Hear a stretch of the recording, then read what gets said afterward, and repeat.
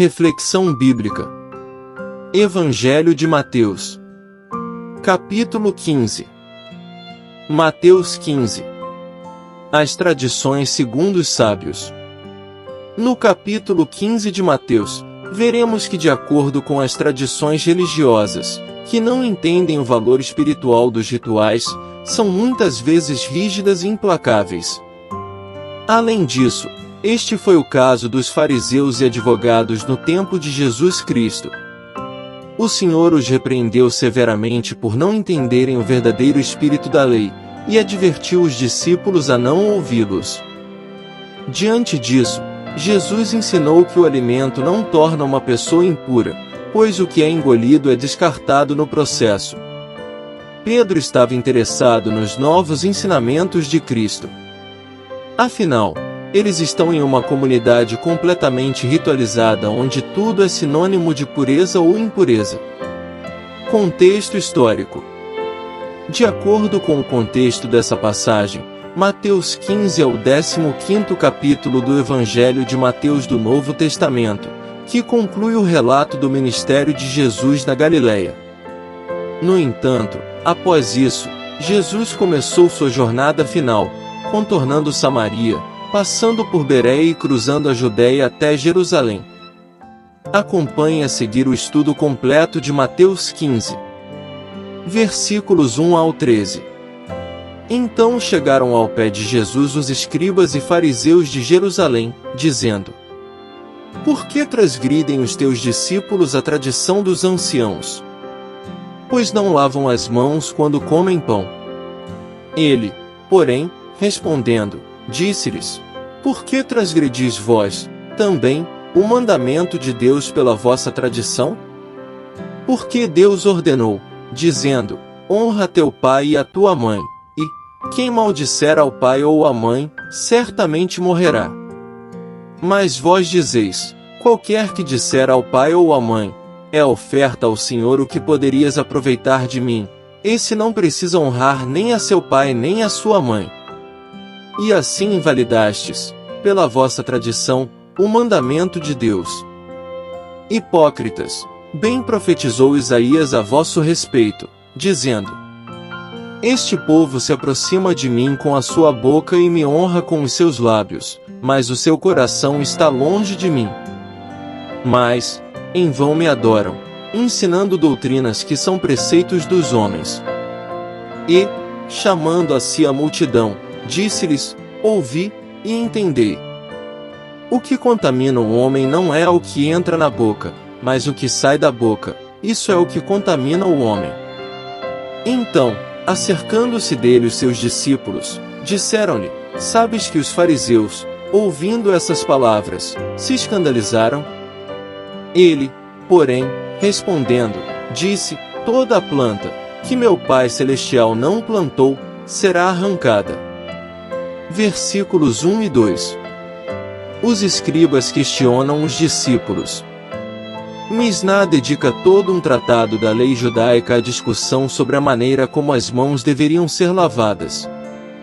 Esperava-se dos bons judeus que realizassem o ritual de lavagem das mãos antes, durante e após cada refeição. A pessoa deveria primeiro derramar água sobre as mãos com os dedos voltados para cima, deixando a água chegar ao punho. Em seguida apontaria os dedos para baixo e derramaria a água novamente, desta vez deixando a água gotejar pelos dedos. Se alguém confundisse essa ordem ou derramasse a água nas duas ocasiões com as mãos voltadas para baixo ou para cima, as mãos ainda estariam ritualmente impuras. Cada mão tinha que ser esfregada à outra, mas isto só poderia ser feito depois que a mão estivesse limpa. Negligenciar a primeira ou a terceira lavagem era considerado um sério pecado, possivelmente um pecado mortal. Tal lavagem não era prescrita na lei do Antigo Testamento, mas era uma tradição passada aos judeus do primeiro século por seus anciãos. Muitos mestres concederam a estas tradições humanas uma autoridade igual à dos mandamentos do Antigo Testamento. Versículos 3 e 4. Eles contestam de volta: Jesus ensinou que a autoridade das Escrituras supera toda a tradição humana. Ele mesmo condenou os fariseus e os escribas por estimarem a tradição humana acima da Escritura. Versículos 5 ao 9. Honrai teu pai e tua mãe. A lei judaica requeria que os filhos cuidassem dos pais em sua velhice. 1 Timóteo 5 verso 8. Contudo, sacerdotes corruptos permitiam aos filhos que estivessem cansados de cuidar de seus pais, que tomassem um voto de Corbã. Este voto dedicava a Deus e ao Templo de Jerusalém os recursos que eles, de outra maneira, usariam para dar apoio aos pais. Uma vez que a obrigação da pessoa para com Deus excedia todas as demais obrigações, os sacerdotes ensinavam que tal artifício era justo. Porém, Jesus o condenou fortemente. Versículos 10 ao 12. O poder do que sai de nossa boca. As leis relativas à purificação das mãos tinham a ver com a pureza ritual e não com medidas sanitárias. Afinal de contas, a lei judaica permitia que a água fosse retirada com recipientes feitos de estrume de vaca. Além disso, ela permitia também que a água fosse tão suja a ponto de o próprio gado se recusar a bebê-la. Jesus argumentou que um alimento consumido com as mãos impuras não contamina espiritualmente uma pessoa. As palavras que saem da boca contaminam uma pessoa porque elas mostram a condição pecaminosa do coração. Verso 18. O fato de os fariseus ficarem ofendidos com o ensino de Jesus sugere que eles entenderam que ele se referia ao discurso hipócrita deles, pois com os lábios eles honravam a Deus enquanto o coração se negava a adorá-lo. Versos 8 e 9. Versículo 13. Toda planta que não for do Senhor será arrancada. Baseados em textos como Isaías 60 verso 21, judeus do primeiro século se descreviam como a plantação do Senhor. Toda planta que meu Pai Celeste não plantou representa judeus nacionais que nem entendiam nem praticavam a verdadeira justiça. Tal como o joio na parábola de Mateus 13 versos 24 ao 30, estes impostores seriam arrancados e destruídos. Versículos 14 ao 25. Deixai-os, são cegos condutores de cegos. Ora, se um cego guiar outro cego, ambos cairão na cova. E Pedro, tomando a palavra, disse-lhe, explica-nos essa parábola. Jesus, porém, disse, até vós mesmos estáis ainda sem entender? Ainda não compreendeis que tudo que entra pela boca desce para o ventre, e é lançado fora? Mas, o que sai da boca, procede do coração, e isso contamina o homem. Porque do coração procedem os maus pensamentos, mortes, adultérios, fornicação, furtos, falsos testemunhos e blasfêmias. São estas coisas que contaminam o homem, mas comer sem lavar as mãos, isso não contamina o homem. E, partindo Jesus dali, foi para as partes de Tiro e de Sidom. E eis que uma mulher cananeia, que saíra daquelas cercanias, clamou, dizendo, Senhor, filho de Davi, tem misericórdia de mim, que minha filha está miseravelmente endemoninhada. Mas ele não lhe respondeu palavra. E os seus discípulos, chegando ao pé dele, rogaram-lhe, dizendo, despede-a, que vem gritando atrás de nós.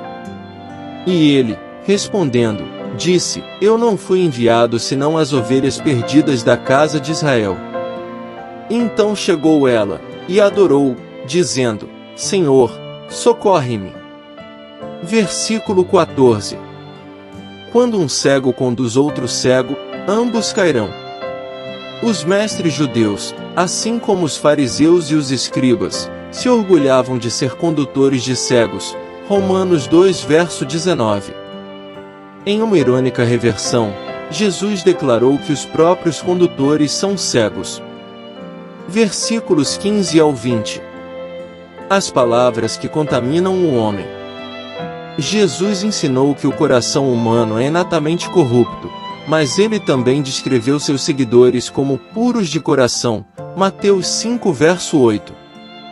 Disto se conclui que seguir Jesus resulta em uma transformação do coração que diminui enormemente nosso amor pelo pecado.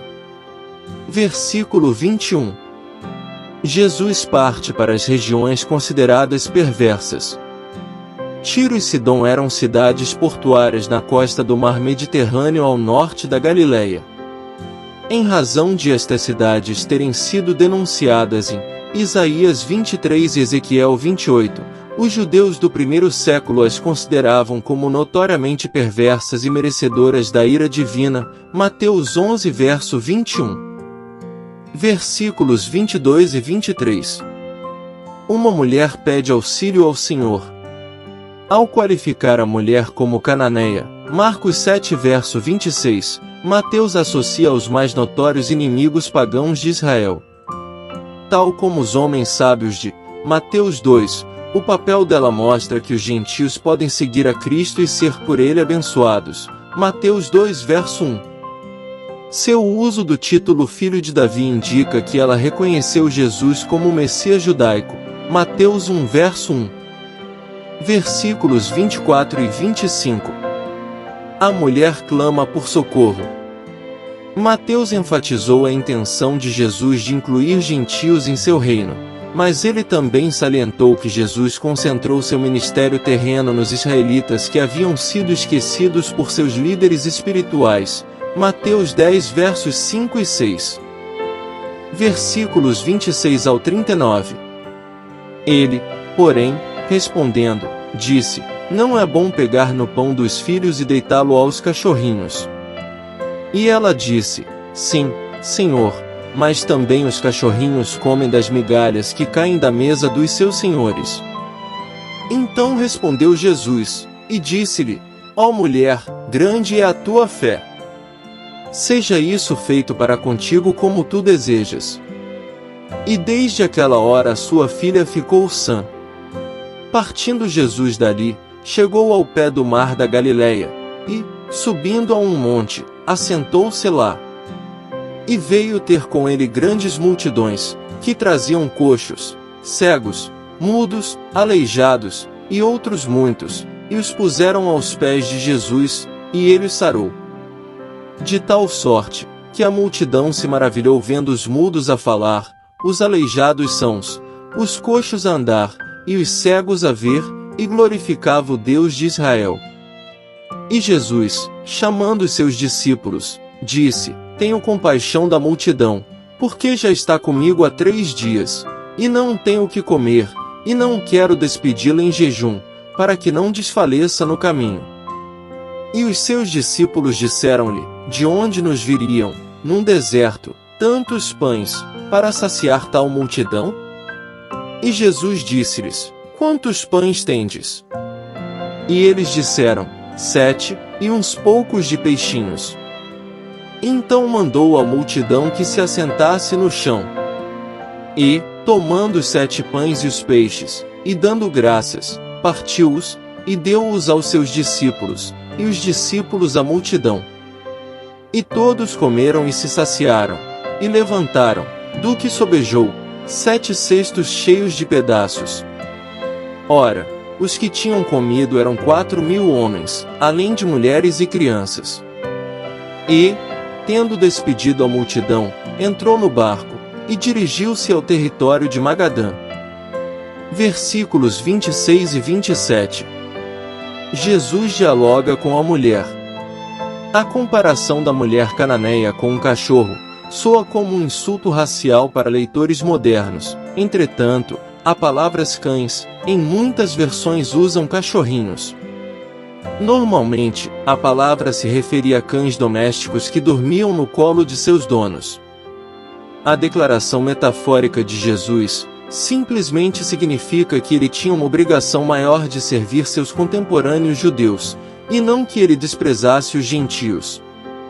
A mulher respondeu que Jesus não precisava negligenciar os judeus ao atender às necessidades dos gentios, assim como as crianças não passam fome porque as migalhas que caem de sua mesa são comidas por seus animais de estimação. Versículo 28. Jesus percebe a fé da mulher. A fé que Jesus mais destacadamente elogiou em Mateus foi expressa por gentios. Mateus 8 versos 7 e 8. A fé da mulher cananeia se destaca favoravelmente mesmo comparada à fé dos 12 discípulos. Mateus 14 verso 31. Versículos 29 ao 31. Jesus parte para o monte. A localização é aparentemente junto às margens ao norte do Mar da Galileia, ainda em território gentílico. A lista de doenças que Jesus curou faz lembrar Isaías 35 versos 5 e 6, e identifica o Senhor como Messias, Mateus 11 versos 1 ao 6.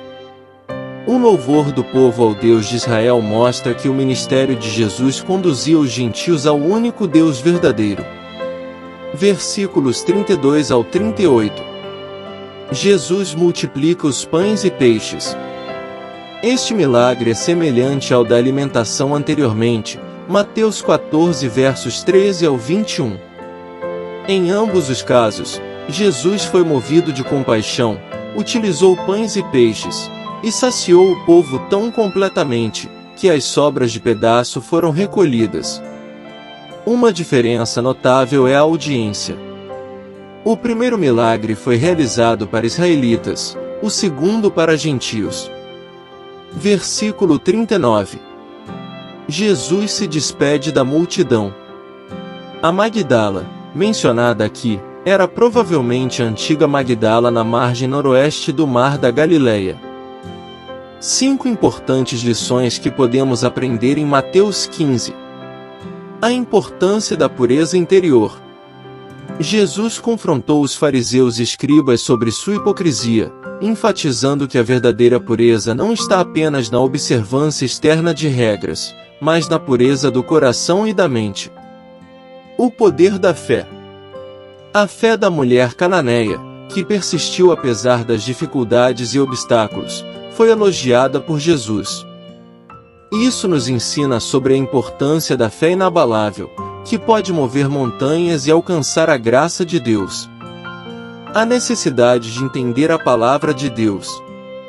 Jesus repreendeu os discípulos por sua falta de entendimento espiritual, explicando-lhes o verdadeiro significado das tradições e mandamentos. Isso destaca a importância de buscar um entendimento profundo da palavra de Deus para evitar interpretações equivocadas. A universalidade da mensagem de Cristo.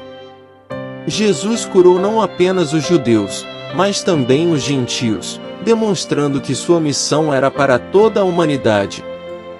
Isso nos lembra da universalidade do amor e da salvação oferecidos por Cristo, que não faz acepção de pessoas. O chamado para a compaixão e o amor ao próximo. Jesus ensinou sobre a importância de cuidar dos necessitados e oprimidos, enfatizando que a verdadeira religião envolve demonstrar compaixão e amor ao próximo. Isso nos desafia a praticar a compaixão e a bondade em nossas interações diárias, seguindo o exemplo de Cristo. Conclusão. Desse modo, portanto, Jesus esclareceu que o coração é a fonte da pureza ou impureza humana. Isso porque dele saem os maus pensamentos, homicídios, adultérios, furtos, falsos testemunhos e calúnias. Além disso, a missão de Jesus era anunciar aos judeus o reino de Deus. No entanto, a região da Galileia era povoada por muitos estrangeiros que também se maravilhavam com seus ensinamentos e milagres. Graça e paz por parte de nosso Deus e Pai, e de nosso Senhor e Salvador, Jesus Cristo, estejam sobre nossas vidas.